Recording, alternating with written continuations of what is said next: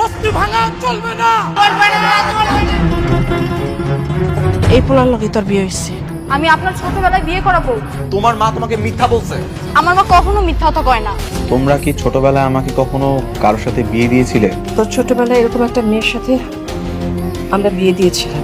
আচ্ছা মা, তুমি হ্যাঁ ঠিক চিনছো তো? তুমি এগুলো কি বলতেছো? তুমি না বলেছো যে এগুলো পুতুল পুতুল খেলা ছিল?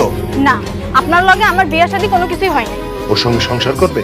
পারবে তুমি সংসার করতে ওর সঙ্গে? রিহানের স্ত্রী হওয়ার স্বপ্ন তুমি কিন্তু দেখো না। তাহলে শেষ পর্যন্ত ডিভোর্সটা দিয়েই দিবি? আমার বিয়ের কার্ড।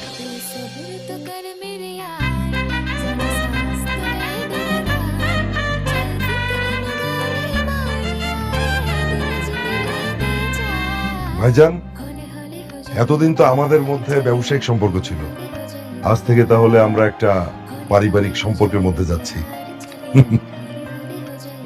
নিহান, বাবা আংটিটা পরিয়ে দাও।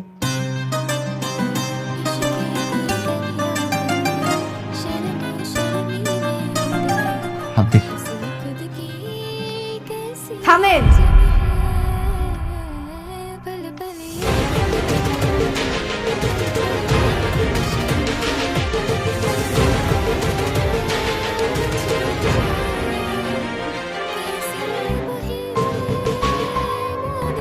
আপনি আমার ডিভোর্স না দিয়ে আরেকটা বিয়ে করতেছেন? আপনার কইছি না যে আগে আমার ডিভোর্স দিতে হইব? ডিভোর্স? তুমি আগেও একটা বিয়ে করেছে, আর ও তোমার স্ত্রী? না মানে হ্যাঁ।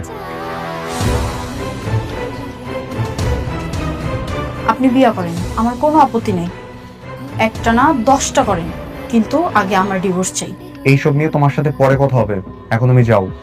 তুমি আর একটা বিয়ে করেছিলে, সেটা আমাকে আগে কেন বলনি? এরকম গরিব মেয়েকে দেখে তো মনে হচ্ছে বস্তিতে থাকে। হ, আমি বস্তিতে থাকি। আমি জানি যে ওনার বউ হওয়ার কোনো যোগ্যতা আমার নাই, আর এর জন্যই আমি ডিভোর্স নিতে আইছি। রাইসা, তোমার সাথে আমার ডিভোর্স হয়ে যাবে। আমি উকিলের সাথে কথা বলেছি, সময় মতো তুমি ডিভোর্স পেপার পেয়ে যাবা। নিহান, ওর সঙ্গে এত কথা কি? কে ওকে? এই মেয়ে, তোমার এখানে কি কাজ? ও ঢুকলো কি করে? কি করে ঢুকলো এই বাড়ির ভিতরে? আমি এখনো আপনার ছেলের বউ। আগে আমার ডিভোর্স দিতে কর, তারপর যার সাথে মনে চায় তার সাথে বিয়ে দিই। কিসের ডিভোর্স? সরি, কিসের ডিভোর্স? ফকিন্নির বাচ্চা ফালতু কথা করে। কোথায় কোন কথা কিভাবে বলতে হয় জানো না তো? আমাদের একটা পারিবারিক অনুষ্ঠান, এখানে এসে তুমি ঝামেলা করছো। এই, ও তোমাকে টাকা দিতে চেয়েছিল না?